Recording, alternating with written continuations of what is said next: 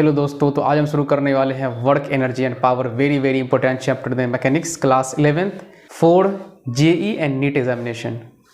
ये बहुत important chapter है। इससे बहुत सारे न्यूमेरिकल्स पूछे जाते हैं। इसमें बहुत बच्चों का कंसेप्ट भी क्लियर नहीं होता है कि ये, क्योंकि इसमें ऐसे ऐसे कॉन्सेप्ट दिए गए हैं जिससे बहुत सारे सवाल बन सकते हैं। जैसे ये कॉन्सेप्ट, एक कॉन्सेप्ट इसमें है work energy theorem, law of conservation of mechanical energy. इसमें ये जो लॉज हैं और जो थ्योरम है काफ़ी इंपॉर्टेंट है। इससे हम अगर इसका कंसेप्ट हमारे पास क्लियर नहीं है तो हम इसके सवाल को नहीं सॉल्व कर सकते। तो इसलिए हम इसको बहुत ही खूबसूरत तरीके से एक्सप्लेन करेंगे। तो सबसे पहले हम बेसिक से शुरू करते हुए हम एडवांस लेवल पर ले जाएंगे और बेसिक सवाल को सॉल्व करते हुए फिर एडवांस लेवल के सवाल को भी सॉल्व करेंगे जो जनरली नीट और जेई के एग्ज़ाम में पूछे जाते हैं। तो अभी हम शुरू करने वाले हैं वर्क के बारे में। तो वर्क क्या है? देखिए, आमतौर पर जो वर्क होता है, जैसे मैं यहाँ पे वीडियो बना रहा हूँ तो ये एक मैं वर्क कर रहा हूँ। अगर कोई कुली अगर किसी के लगेज को ला करके किसी पार्टिकुलर जगह तक ले जाता है तो उसको वो भी वर्क होता है। कोई बच्चे बैठ करके पढ़ाई कर रहे हैं तो वो भी एक वर्क है। फिजिक्स में वर्क डन को इस तरह से डिफाइन किया जाता है कि जब किसी बॉडी या सिस्टम पर फोर्स अप्लाई किया जाता है और उस फोर्स की वजह से उस पार्टिकल या सिस्टम में, उस बॉडी या सिस्टम में किसी भी तरह का डिस्प्लेसमेंट प्रोड्यूस होता है, तो उसको हम डिफाइन करते हैं कि उस बॉडी में उस फोर्स के ज़रिए कुछ वर्क हुआ है। और इसको जो मैथमेटिकली हम डिफाइन करते हैं कि मैथमेटिकली कहते हैं कि dot product of force and displacement vector. जैसे यहाँ पर मैं एक डेफिनेशन लिखा हूँ इतना लंबा चौड़ा, इसको आप पढ़ लो। लेकिन जो मैथमेटिकली डेफिनेशन में हम काफ़ी इंटरेस्टेड है, क्योंकि मैथमेटिकली डेफिनेशन के जरिए ही न्यूमेरिकल को सॉल्व किया जा सकता है। तो उसका जो डेफिनेशन है dot product of force and displacement vector, यानी कि W = F.S। F.S आपने डॉट प्रोडक्ट में पढ़ा है कि जब डॉट प्रोडक्ट ब्रेक होता है तो आता है W = Fs cos थीटा। ये जो F और S है, F है फोर्स का मैग्नीट्यूड और S है डिस्प्लेसमेंट का मैग्नीट्यूड, और थीटा जो है फोर्स और डिस्प्लेसमेंट वेक्टर के बीच का एंगल। ठीक है, इस बात को ध्यान में रखना। तो चलो मैं इस बोर्ड को इरेज करता हूँ फिर बताता हूँ। जैसे कि एक बॉडी है जो फ्लोर पर रखा हुआ है, इस बॉडी को डिस्प्लेस किया जाता है F फोर्स लगा करके, और बॉडी डिस्प्लेस होकर के यहाँ तक आ गई है, और बॉडी जो डिस्प्लेसमेंट क्रिएट हुआ है वो S क्रिएट हुआ है। और तो इस वर्क डन जो डिफाइन कर सकते हैं इस तरह कर सकते हैं F.S। और ये जो थीटा है, क्योंकि डिस्प्लेसमेंट इस तरफ हुआ है, इस डायरेक्शन में डिस्प्लेसमेंट है, तो फोर्स का जो एंगल है डिस्प्लेसमेंट के डायरेक्शन में देखेंगे ये थीटा है। ठीक है, तो फोर्स और डिस्प्लेसमेंट के बीच का एंगल वो थीटा है। तो ये हो जाएगा Fs cos theta, Fs cos theta W = इसको हम इस तरह भी सभी कर सकते हैं, force into component of displacement,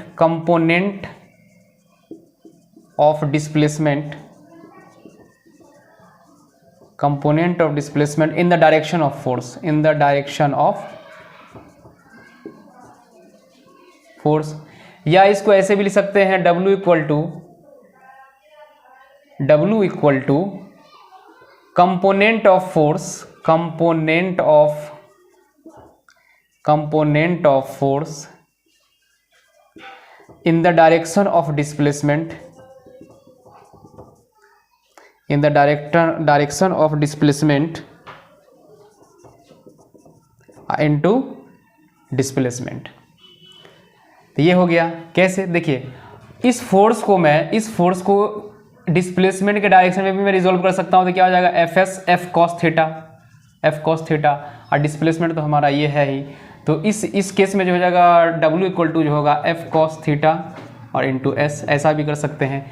या फिर हमारा जो डिस्प्लेसमेंट है इसके डायरेक्शन में, इस डिस्प्लेसमेंट वेक्टर को हम F के डायरेक्शन में रिजोल्व कर सकते हैं। तो W = हो जाएगा Fs cos थीटा। तो इस तरह से, तो जिसमें आप कंफर्टेबल वो फार्मूला को लगा सकते हैं। लेकिन ये फार्मूला वहाँ लगेगा, W = F.S वहाँ लगेगा जहाँ पर फोर्स और डिस्प्लेसमेंट वेक्टर के फॉर्म में, यानी कि I कैप, J कैप और K कैप के फॉर्म में दिया रहेगा।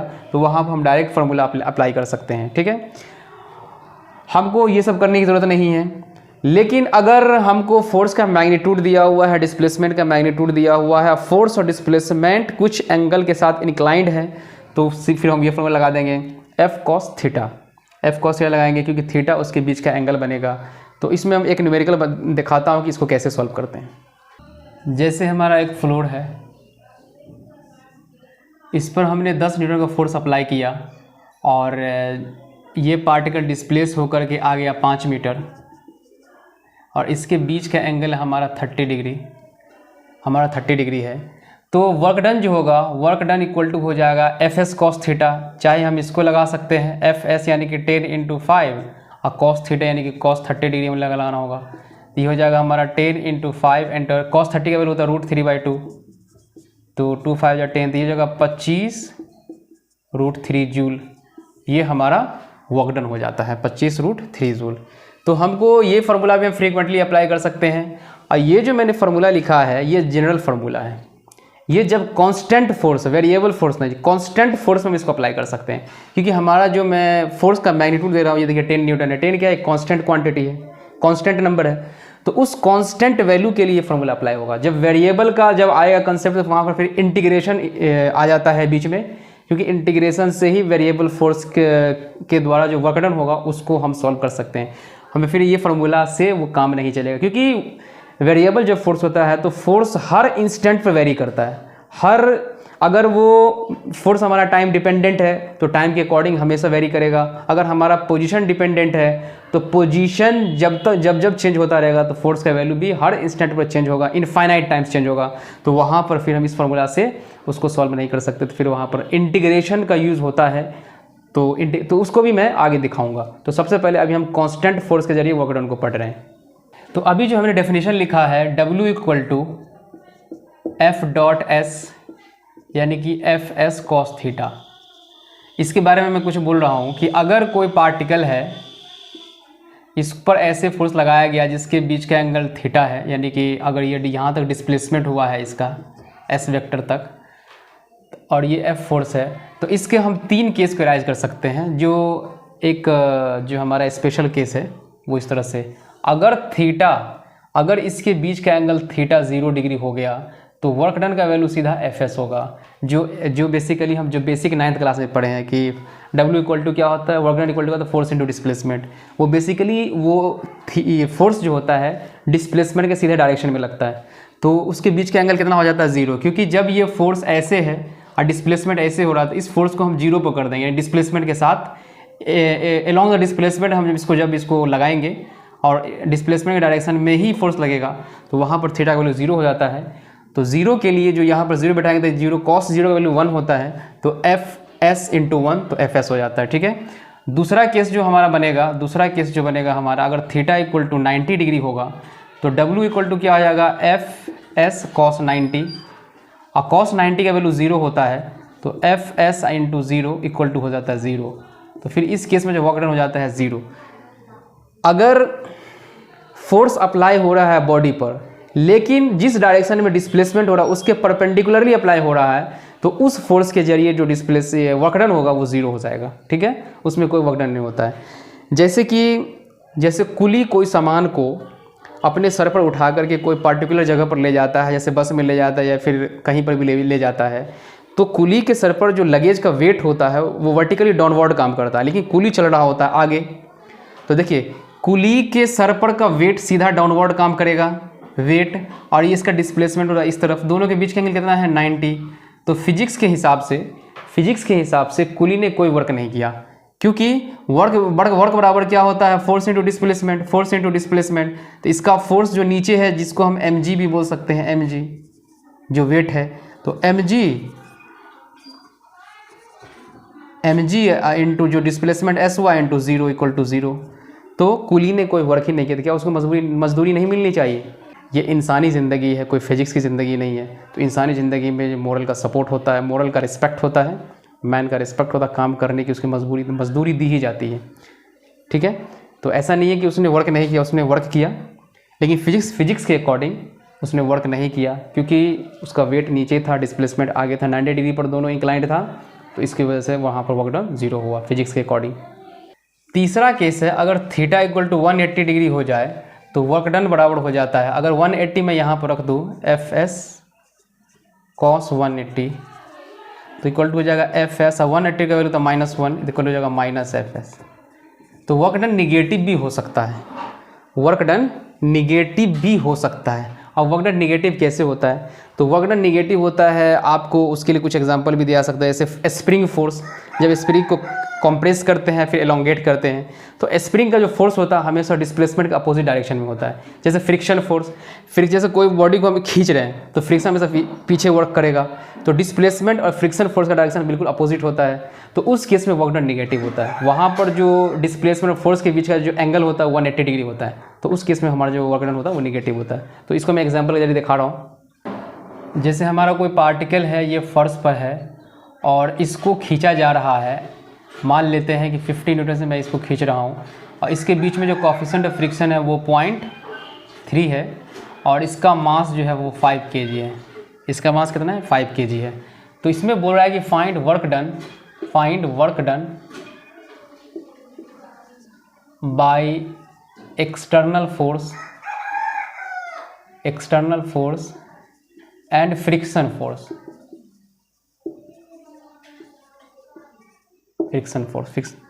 तो देखिए, for your kind information, work done जो हमेशा सवाल में, जो वर्क डन के जो सवाल डिज़ाइन किए जाते हैं वो हमेशा इस तरह से पूछे जाते हैं कि किस फोर्स के जरिए वर्क डन पूछा जा रहा है, क्योंकि हर फोर्स का वर्क डन अलग अलग हो सकता है। यहाँ पर देखिए तरह तरह के फोर्स हो सकते हैं। जैसे हमारा फोर्स तो एक ये है कि जो एक्सटर्नल फोर्स हमने अप्लाई किया 50 न्यूटन इसको खींचने के लिए, एक फोर्स हो सकता है इसके वेट की वजह से, एक फोर्स होता है नॉर्मल रिएक्शन की वजह से, एक फोर्स पर जो इसको खींचेंगे तो फ्रिक्शन वर्क करेगा। तो अलग अलग फोर्स के जरिए हमारा अलग अलग वर्क डन हो सकता है। तो इस केस में जो मैं पूछा हूँ कि work done by external force जो मैंने 50 न्यूटन का अप्लाई किया है, और work done by frictional force जो फ्रिक्शन इस पर वर्क करेगा उस फोर्स के, तो इस दोनों फोर्स के जरिए मैं वर्क डन यहाँ पर निकालने के लिए जा रहा हूँ। वर्क डन क्या होता है? F/s cos theta. तो F कितना है? 50 न्यूटन, S कितना है? 5, और थीटा कितना है? क्योंकि जो फोर्स लग रहा है वो डिस्प्लेसमेंट के डायरेक्शन में है, क्योंकि डिस्प्लेसमेंट इस तरफ है, फोर्स भी इसी तरफ है, दोनों के बीच का एंगल कितना? 0 डिग्री है। तो cos 0 डिग्री तो इक्वल टू कितना आ जाएगा? 50 इंटू 5 इंटू, और cos 0 जो लग रहा है, cos 0 का मतलब क्या होगा? 1, तो कितना? 5 25 250 जूल हमें वर्क करना पड़ेगा। इसमें हमें 250 जूल वर्क करना पड़ेगा। अब हमें पूछ रहा है कि work done by frictional force. तो सबसे पहले ये तो मोशन में तब होगा जब ये जो ब्लॉक है अपने जो लिमिटिंग फ्रिक्शन के वैल्यू को क्रॉस कर जाएगा, तभी इसमें मोशन आएगा। तो सबसे पहले हम इसका लिमिटिंग वैल्यू निकालते हैं। तो FL निकालते क्या होता है? FL equal to mu times normal reaction. तो म्यू कितना है? 0.3, और नॉर्मल रिएक्शन mg के बराबर हो जाएगा। जैसे यहाँ पर mg 5g नीचे काम करेगा, इसका नॉर्मल रिएक्शन ऊपर, तो नॉर्मल रिएक्शन 5g के बराबर हो जाएगा। तो 5 इंटू जी का वैल्यू 10 हो जाएगा। कितना हो जाएगा? ये जगह 15 न्यूटन। इसका जो लिमिटिंग वैल्यू है 15 न्यूटन है। तो देखिए अब जो इसका डिस्प्लेसमेंट हो रहा 5 इस तरफ, लेकिन जो फ्रिक्शन काम कर रहा है उधर काम कर रहा है 15 न्यूटन, है ना, इस तरफ काम कर रहा है ये 15 न्यूटन। तो दोनों के बीच का एंगल कितना? 180 डिग्री है। 180 डिग्री कैसे? देखो ये इधर है डिस्प्लेसमेंट, ये तो ये दोनों के बीच का एंगल कितना? 180 डिग्री है। 180 डिग्री है यहाँ पर। तो फ्रिक्शन फोर्स के जरिए जो वर्क डन होगा, वर्क डन इक्वल टू क्या आ जाएगा? F force of friction into displacement 5, कितना हो जाएगा? 15, इंटू यहाँ पर cos 180 डालना पड़ेगा, इंटू हो जाएगा 5 इंटू 180 का वैल्यू था -1, तो ये हो जाएगा -75 जूल। तो वर्क फ्रिक्शन के जरिए जो वर्क डन होगा वो -75 जूल होगा। तो चलिए फिर अगले सवाल की तरफ बढ़ते हैं। एक छोटा सा सवाल और देता हूँ कि अगर हमारा कोई ब्लॉक है वो 5 kg का ब्लॉक है, और इस ब्लॉक पर हम 20 न्यूटन का फोर्स अप्लाई कर रहे हैं, ये हमारा सरफेस बिल्कुल फ्रिक्शनलेस है, तो ये पार्टिकल आ जाता है यहाँ पर, यानी कि 5 मीटर की दूरी कवर करता है। तो find work done by normal reaction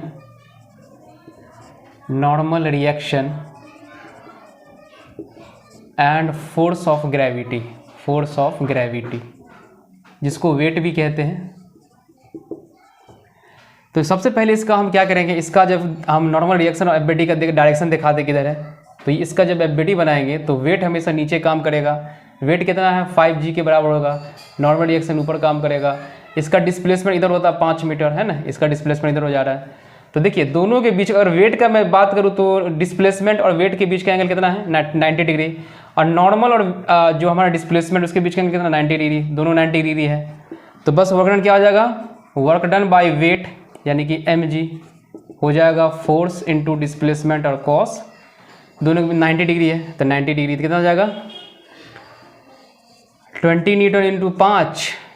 हमारा जो वेट है, वेट कितना है, वेट है 5g यानी कि 5 10 जा 50 इंटू कॉस 90 हो जाता है, फिर ये डिस्प्लेसमेंट 5 हुआ, कॉस 90 हो जाएगा 0 इक्वल टू 0।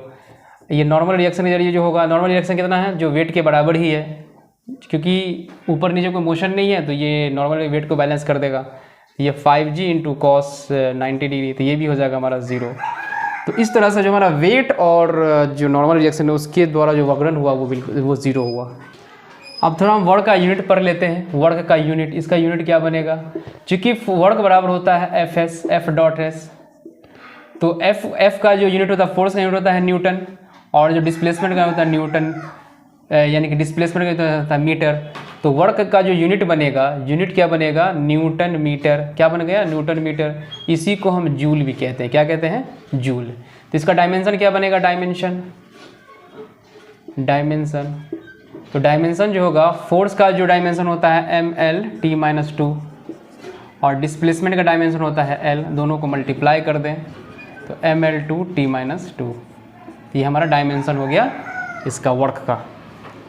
अब सीखेंगे work done by variable force. Work done by variable force, work done by variable force.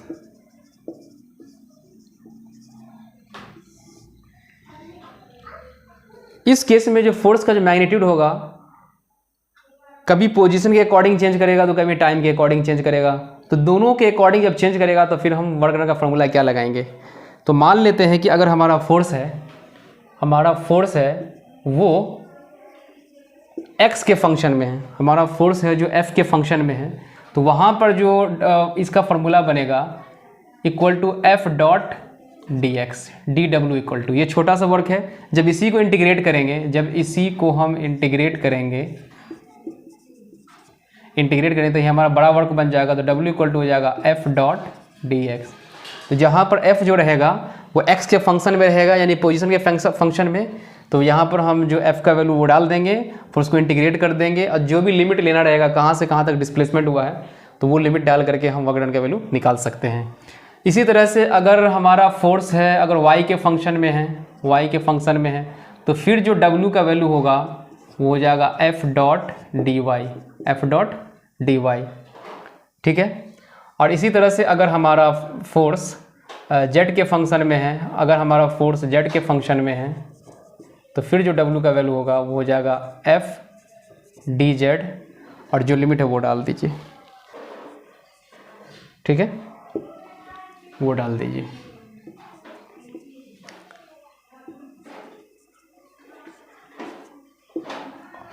ठीक है, हम वेक्टर फॉर्म में लिख रहे हैं। अब आपको बस फोर्स और डिस्प्लेसमेंट के बीच में एंगल देखना है।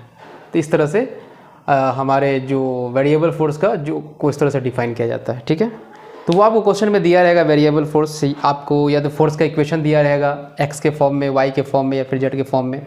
बस आपको इंटीग्रेट कर देंगे, देखेंगे कहाँ से कहाँ तक डिस्प्लेसमेंट हो रहा है, उस डिस्प्लेसमेंट यूनिट को उस पर डालेंगे और इसकी वैल्यू को निकाल देंगे। तो इस तरह से इस पर आधारित हम एक क्वेश्चन को देखते हैं। तो इस क्वेश्चन आपका कंसेप्ट पूरी तरह से क्लियर हो जाएगा। जब तक न्यूमेरिकल नहीं बनाएंगे किसी भी कंसेप्ट का क्लियर, उसमें हम फंसे रहते हैं। जब न्यूमेरिकल सॉल्व करते हैं, खुद से सॉल्व करते हैं, तो हमारा जो कंसेप्ट है वो बिल्कुल क्लियर हो जाता है। तो इस पर हम एक न्यूमेरिकल देखते हैं।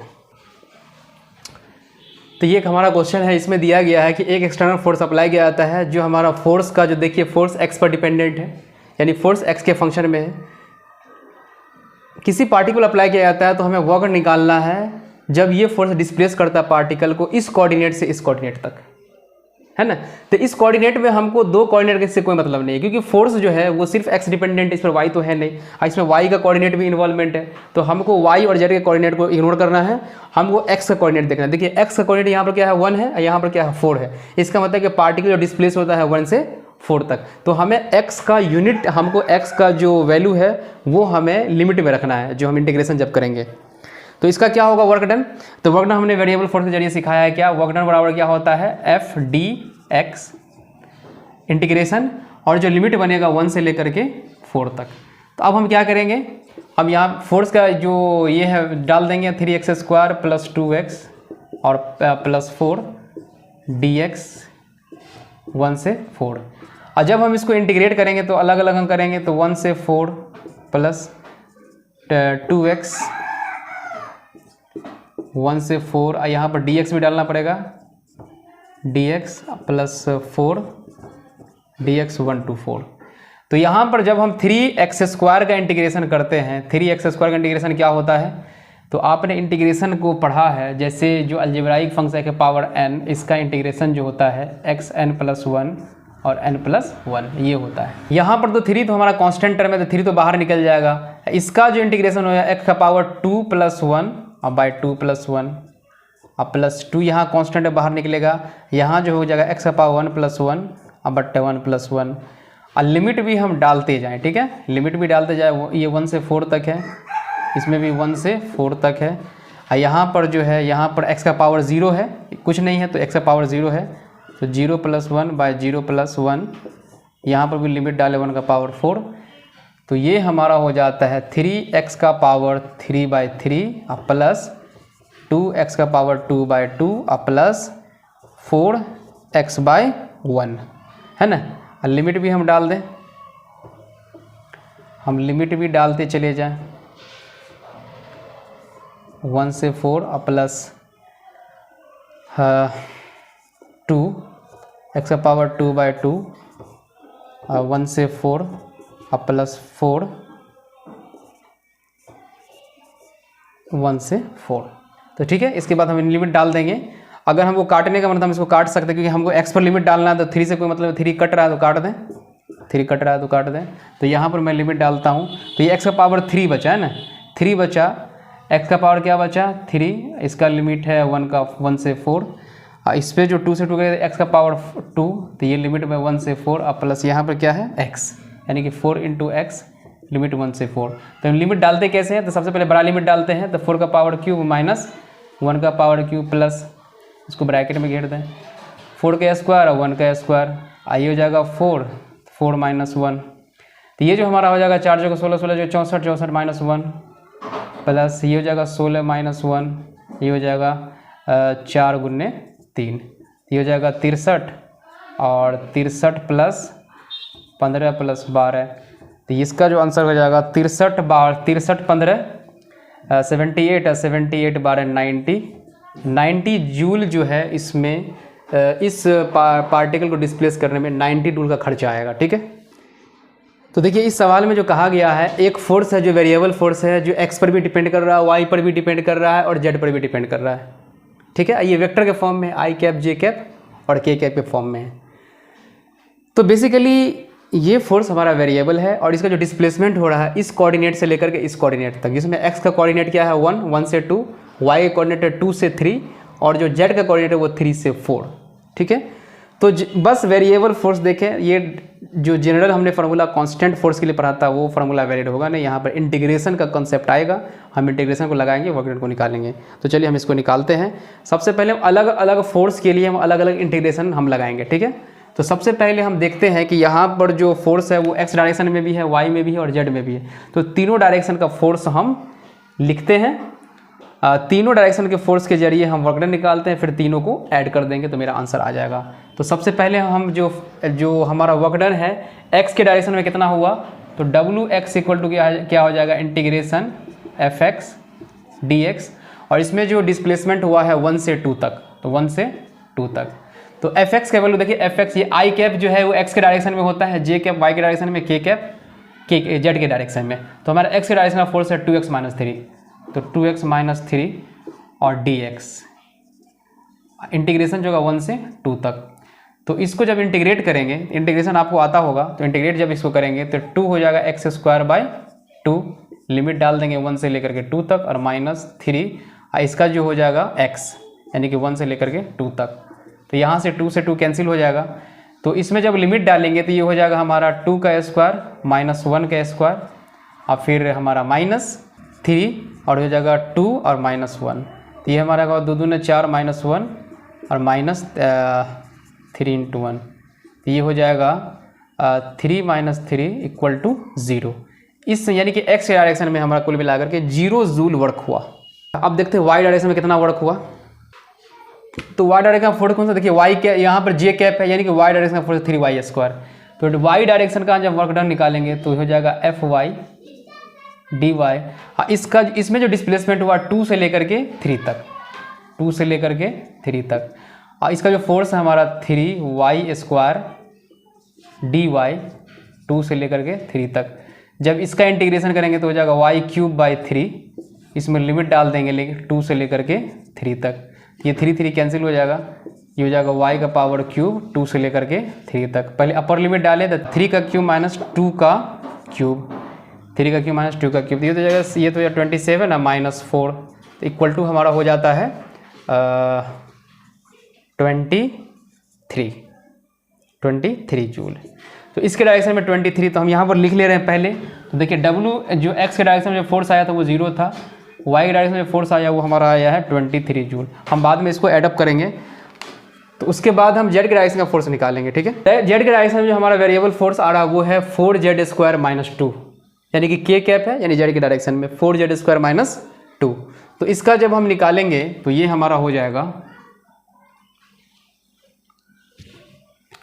WZ इक्वल टू हो जाएगा FZ और DZ। इसका जो लिमिट है 3 से लेकर के 4 तक, 3 से लेकर के 4 तक, 4z² - 2 और इंटीग्रेशन 3 से लेकर के 4 तक। तो इसका जो इंटीग्रेशन होगा 4z का पावर 3/3, लिमिट डाल देंगे 3 से लेकर के 4 तक और -2, ये हो जाएगा z 3 से लेकर के 4 तक। यहाँ पर लिमिट डालेंगे तो ये हो जाएगा हमारा, ये मैं 3 को बाहर कर दे रहा हूँ, ठीक है। तो ये z के ऊपर क्यूब बचेगा सिर्फ, तो 4 का क्यूब पावर क्यूब माइनस 3 का पावर क्यूब और -2z - 3, यानी कि 4 - 3, ये जगह 4/3 इंटू 64 और 9, 64 में से 9 गया तो 55 और -2 × 1, तो ये हमारा हो जाता है, ये कितना हो जाता है इसको कर लो। अच्छा, ये सवाल थोड़ा सा ये थोड़ा सा ये डेसिमल सिस्टम में आ गया, तो खैर कोई बात नहीं है। इसको अगर हम करें तो ये हमारा हो जाएगा, तो उससे बेहतर है हम क्या करें, इसमें थोड़ा सा हम चेंज कर दें ताकि मेरा जो कैलकुलेशन आसान हो जाए। तो मैं इसको 3 कर दे रहा हूँ ताकि नीचे वाला चीज़ कट जाएगा, 3 कर देता हूँ। तो ये हमारा हो जाएगा आपका z का पावर 4/4, z का पावर 4/4। तो ये तो 4 से 4 तो कैंसिल हो जाएगा, 4 से 4 कैंसिल हो जाएगा, तो ये सिर्फ इतना रहेगा। और तो ये हमारा हो जाएगा 4 से 4 कैंसिल हो चुका है, तो ये हो जाएगा 64 माइनस 55 और माइनस ये हो जाएगा 2, तो ये हो जाएगा 53। ये WZ यानी कि Z के डायरेक्शन का फोर्स है। तो अब हम टोटल जब Z के डायरेक्शन का वर्क डन है, जब हम टोटल वर्क डन निकालेंगे तो WX + WY + WZ तीनों को ऐड कर देंगे। क्यों ऐड कर देंगे? क्योंकि वर्क डन जो होता है हमारा स्केलर क्वांटिटी है। स्केलर क्वांटिटी में डायरेक्शन का कोई मतलब नहीं है, उसको डायरेक्ट जो सिंपल अलजेब्रा उससे ऐड किया जा सकता है। अगर ये वर्क डन होता तो फिर अलजेब्रा के रूल को फॉलो करता, जो वेक्टर के अलजेब्रा उसको रूल को फॉलो करता। यहाँ पर वेक्टर नहीं है, स्केलर है, तो इसको हम डायरेक्ट जोड़ सकते हैं। तो ये हमारा जो WX तो 0 हो गया, ये हो जाएगा 23, ये हो जाएगा 53, तो ये हो जाता है 75 जूल। तो जो हमारा पार्टिकल पर वर्क डन होगा इस फोर्स के द्वारा वो होगा टोटल 75 जूल, यानी कि यहाँ से यहाँ तक डिस्प्लेसमेंट करने के लिए। तो आई होप ये आपको वीडियो काफ़ी अच्छा लगा। वह अभी हमने आपको एक बेसिक अंडरस्टैंडिंग दिया है कि कांस्टेंट फोर्स के जरिए जो वर्क डन होगा वो कैसे निकालेंगे, वेरिएबल फोर्स के द्वारा जो वर्क डन होगा उसको कैसे निकालेंगे। तो ये वीडियो आपको अच्छा लगा, अगर वीडियो अच्छा लगा तो वीडियो को लाइक करें, हमारे चैनल को सब्सक्राइब करें और अपने दोस्तों के बीच ज़्यादा से ज़्यादा शेयर करें। Stay motivated. Thanks for watching.